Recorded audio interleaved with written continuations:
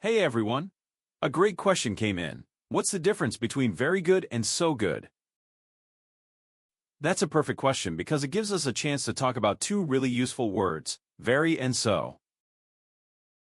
Let's start with very. This is what we call an intensifier.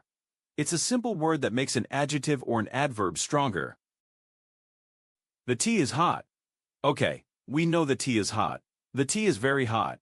This is stronger. It tells us the tea is extra hot. Now, so is a bit more interesting because it has a few different uses. One common way we use it is in a so, that sentence. We use this structure to connect an intensity to a result. The tea is so hot that it burned my lips. The result of the tea being very hot is that I got burned. I speak so quietly that you can't hear me. The result of my quiet voice is that you can't hear me.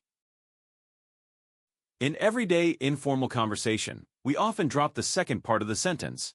So, instead of saying, the tea is so hot that it burned my lips, we just say, the tea is so hot. When we use so like this, it becomes an intensifier, just like very. And here's the key difference to remember. The cake is very good. This is a statement of fact. It's a logical thought. It's coming from your head. The cake is so good. This is an expression of feeling. It shows you're surprised or impressed. It's coming from your heart.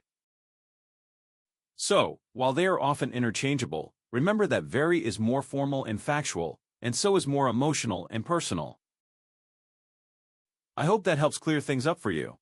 See you next time.